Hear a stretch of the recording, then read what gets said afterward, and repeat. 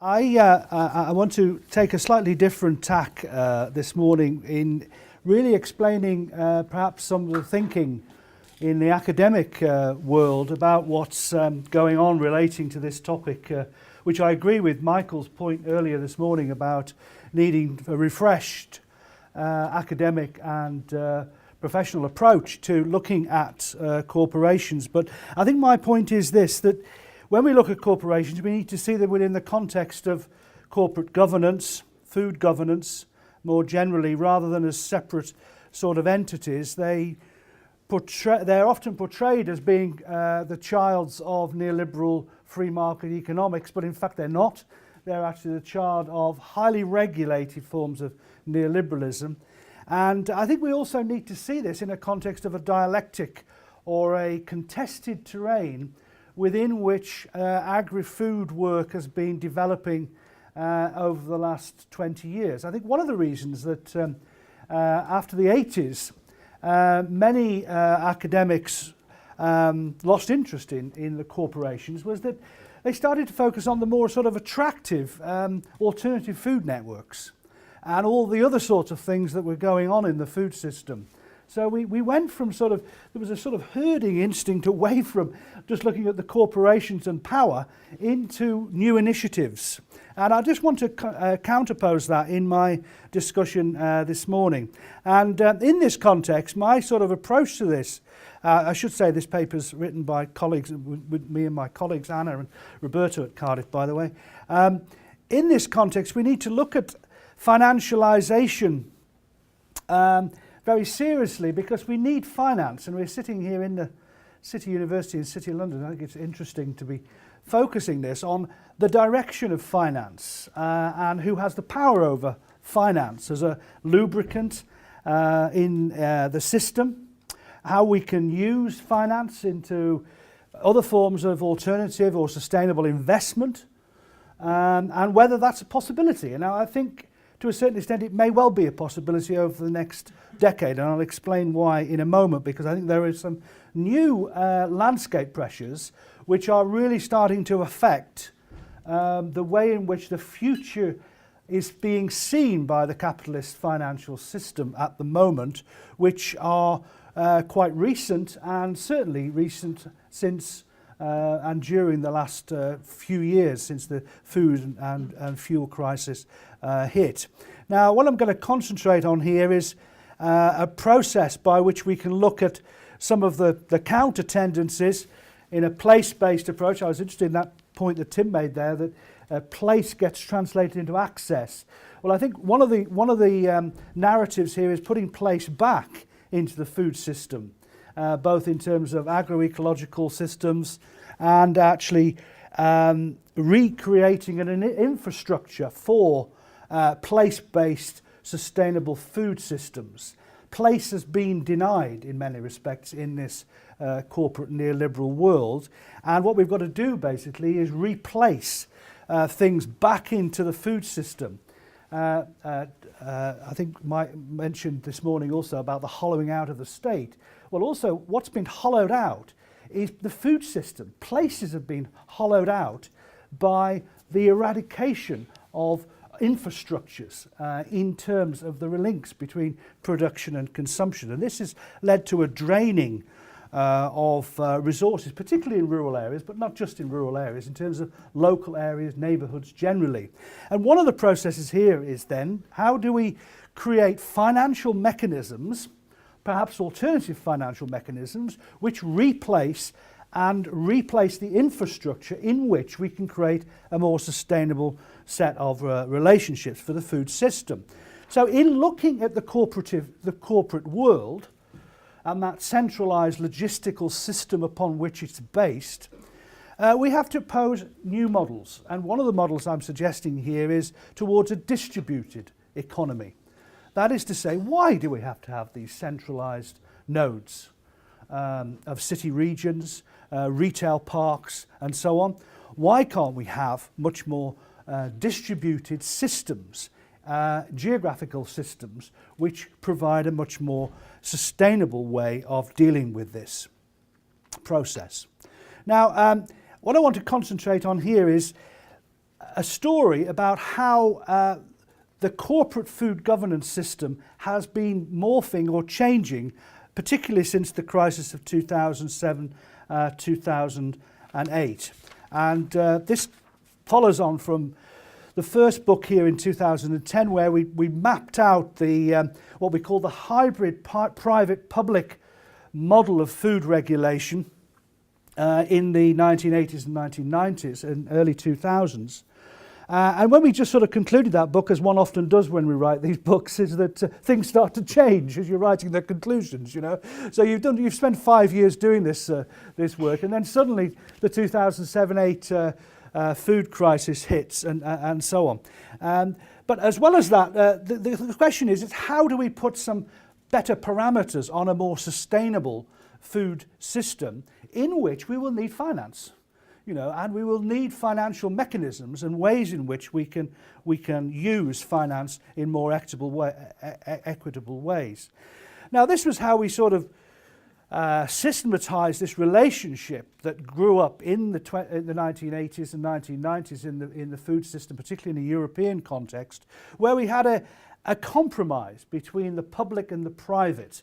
Obviously, there was a divestment of responsibility to the private sector in terms of regulating itself and creating the proliferation of food standards and quality criteria and conventions as we outline here. And this led to a private interest form of regulation of the system, and we all know about how that's developed. This model is no longer really fit for purpose, I don't think, that basically both from the public end, the public responsibilities of the state and the private systems, both of those systems are shaking, particularly since the 2007-2008 crisis. And we now find ourselves, I think, in a world here from 2007 onwards where we've got fairly low sustainability and low food security. And in many respects, capitalism has always had a problem putting sustainability and food security together. It had a problem from the beginning in the 19th century when we expanded urban settlements. How do we create a sustainable system? How do we create sustainable urban systems?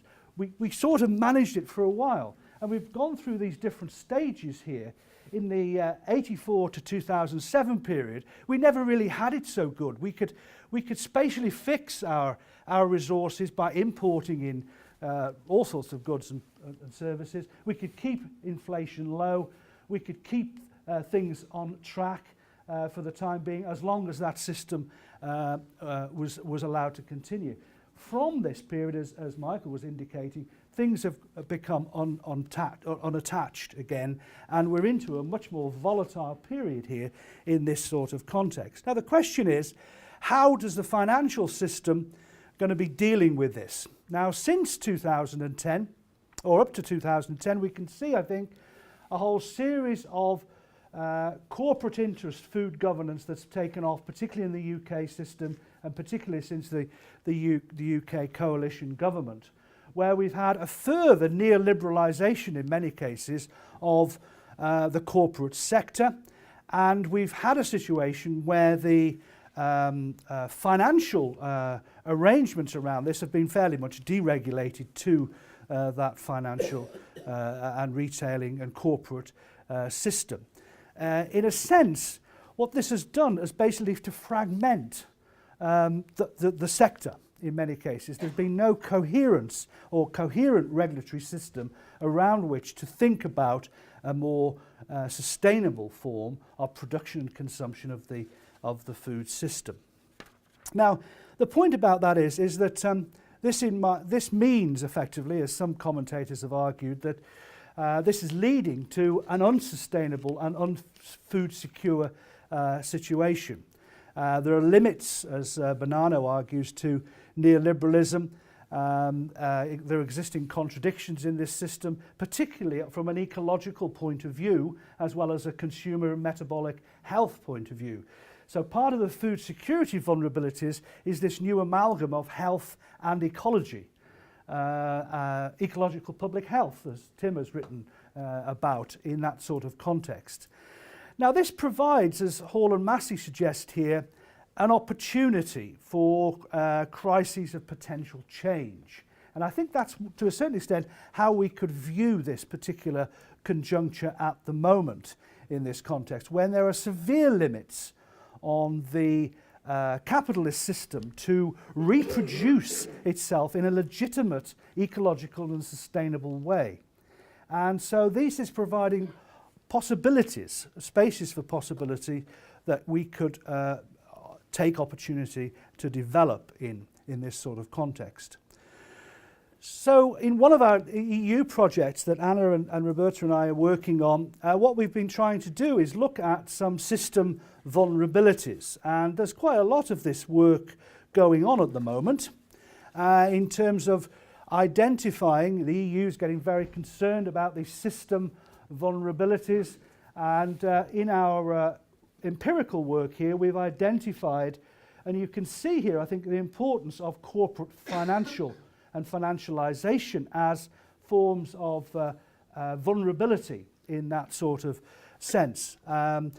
What happened really was that the 2007-8 crisis, as we indicated it, and we documented it at the time, provided a boom period for the financial food sector. Okay, it was a boom period. It is still going on. So the rates of return from investing in food or resource is based around food and energy went up exponentially to the highest they'd been since the 1920s. So what we saw there was an expansion of investment, like the land grabbing as an expression of this, but not only land grabbing, in the agri-food sector. And as other sectors hit the wall, housing or other forms of investment, buying land and buying into the food system was where you could make a lot of profit. Now, what I'm going to argue is that period, that boom period from 2006-07 onwards, is now coming to an end. And the debate about stranded assets, you may have seen this in The Guardian recently, but also there's now a literature down the road here in the city, people are talking about it.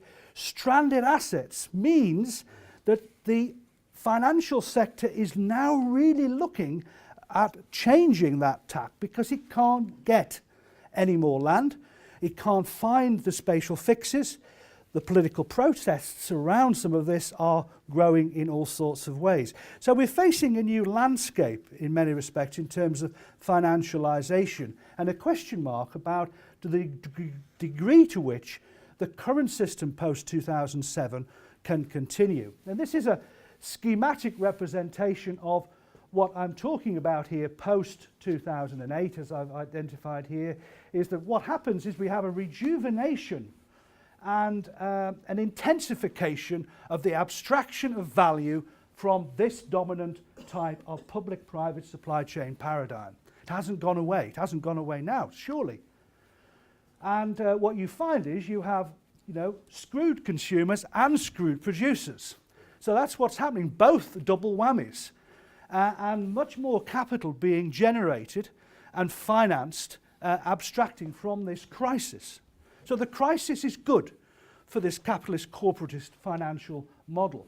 At the same time, of course, and many people here and many of us as academics have been working on these niches, these marginal place-based alternatives to this system. So post-2008 has generated this bifurcated but nevertheless related, this is important, related dialectic between this dominant globalized system and this place-based, what I will argue, potentially translocal system that can be developed. Now for me, put my cards on the table, what I want to see is how we can build infrastructures to create better connections between these two spheres through this sort of system, or at least have a more diverse system, right? I mean, okay, if we don't get rid of big corporations, let's get a more we know diversity is a good thing, economic, social, ecological. Let's have a more diverse system. And let's have a financial system that promotes a much more diverse system. And I'm going to rush over this. Now, one of the trends in this process, post-2008, 7-8, of course, is the realization of the bioeconomy. That basically, as we will inevitably do, we have to move off the coal and fossil-based fuel paradigm. This is the ecological limit kicking in here. That we have to go back to the biosphere to get resources or to abstract resources. Now, for me, this is a major dynamic affecting that bifurcated model I showed you earlier. And it's being realized today, down the road, by the financial system. So the financial system is having to realize the limits, that it can't just spatially fix or export its environmental externalities to other parts of the world. The world is getting too small and too limited under a bioeconomic paradigm where you're going to have to create new technologies to generate not only food but energy, water-based resources and so on. So sustainability is going to be more difficult to achieve in this context because of the limits and because of the way in which we've crapped out the ecological system in the past. So we're in a situation where the options are getting narrower in this context. Now, the Finnish argue that this is the new age of the bioeconomy from the fossil economy. We make some transitions here. I don't need to focus too much on that. And then you integrate these things in a much more nexus way. So food becomes part of an integrated nexus system of ecological resources. This has big implications potentially for a distributed economy, potentially in rural and local context. But of course, it could also mean business as usual, concentration, corporate power. So who's going to control the bioeconomy? Corporations or a diversified matrix of heterodox economic systems? That's a question for academics. It's a question for all of us in that respect. Who's going to control it into the future? How are the property rights going to be allocated? How are the financial systems going to be allocated? These are the questions that should be operating in the agenda for the election in 5 weeks' time. This is the old system, of course. This is the diagrammatic representation from The Guardian about the horse meat food miles scandal, placeless food from nowhere, going nowhere. The cheap system that needs to be sort of replaced. This is the new sort of alternative map that we see in Ottawa, developing around a much more nested and diverse set of bottom-up initiatives. Now, the problem with these systems so far is how do we make these sustainable over time and space, and how do we create infrastructures and hubs in which these can generate the value and the business and the finance to be created and sustainable over the long term? And can we persuade the banks and the finance houses to develop these alternative systems, not call them alternative anymore? Let's call them sustainable, community-based, place-based food systems in this sort of context. Let me move on to some of the punches in this discussion. Have I got 5 minutes or so? Yeah. What this means is we need to enter a world of thinking about financial re-engineering. Not just saying, well, the corporations are going to abstract value, end of story, but think of new ways. And in my rural work in Europe over the last few years, I've been really struck by the way in which local communities, and in some cases banks like Rabobank, for instance, have been developing regional accounts on sustainability projects. And banks may be forced, encouraged, incentivized, depending on how the state treats them.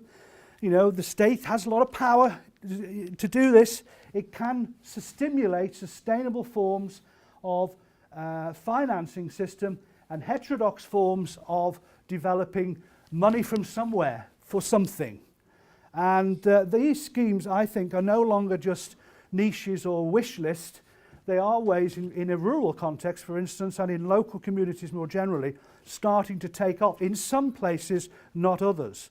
Germany, I think, is very interesting on renewables, local community renewable developments, for instance, what's going on in certain Länder, things that are going on in the Netherlands in some cases. You find this operating at the local and regional level, not necessarily a national or globalized logic that's taking off. It's an alternative financial system based on what the Finns call an integrated place-based way of looking at food within a much more ecological networked system of production. This is back to the biosphere in many respects, but it's not a centralised capitalist biosphere. It's a decentralised model about what we're going to do with big rural areas where the infrastructures, service infrastructures, well-being infrastructures, health, education, you name it, have been hollowed out of these places.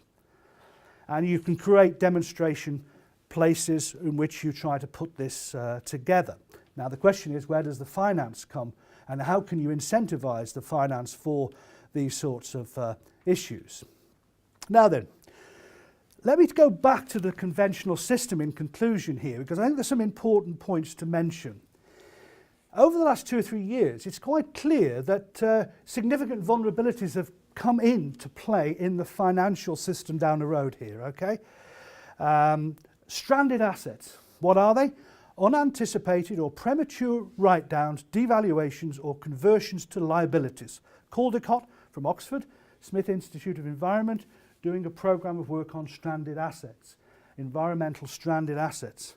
What this suggests is there are limits. There is significant now realisation in the financial sector. I'm not talking about Bill McCribbin talking in The Guardian. I'm not talking about environmentalists. I'm talking about hard-nosed capitalist financiers and financial regulators in this field. What's it caused by? Environmental challenges, climate change talks, potential new legislation, resource depletion, the fact you're not going to get shale gas in Scotland and Wales because the people do not want it. They're not going to have it. There's a veto to these sorts of things. The world is more complicated in this respect. Changing resource landscapes, new government regulations, different parts of the world, falling clean technology costs. Now this is an opportunity potentially an opportunity for renewables and alternative food movements, potentially. We need government funding and support to help it. Doesn't deny the state here. We need ways in which the state reflexively invests in this field, or helps the private sector to invest in this field. Different consumer behaviour trends, litigation in some cases, and I've added another one here, open source and cooperative knowledge sharing, I think is a real threat in terms of this sort of debate. So what the financial sector is seeing then is, as is indicated here by some of the key players, Paul Fisher, Deputy Head of Bank of England, as the world increasingly limits carbon emissions and moves to alternative energy sources, investment in fossil fuels will take a huge hit. This is all this last 12 months. The vast majority of fossil fuels are unburnable, Mark Carney says down the road. Okay? When the credit bubble burst in 2008, it should say there, sorry, not 2018, the damage was devastating. We're making the same mistake today with climate change. We're staring down a climate bubble that poses enormous risks to both our environment and economy. Hank Paulson, former US Treasury Secretary. So we're seeing here a new future and a potential disinvestment, potential slump in the boom that's occurred since 2007, 2008. Sooner rather than later, financial regulation must address the systemic risks associated with carbon-intensive activities in their economies. Now, the point about all this is that we could then be on a cusp of a significant disinvestment in the conventional corporate food, finance, resource sectors. And the question will be is to what extent the state and corporate organisations and all of those SMEs that Mike demonstrates exist out there start to take up some of the slack in terms of making this transition possible. Yep. So finally, I think it is important then to look at stranded assets in the agri-food sector. It's a new landscape in this sense, and these are some of the ways in which those risk factors are exacerbating at the current moment. Very good.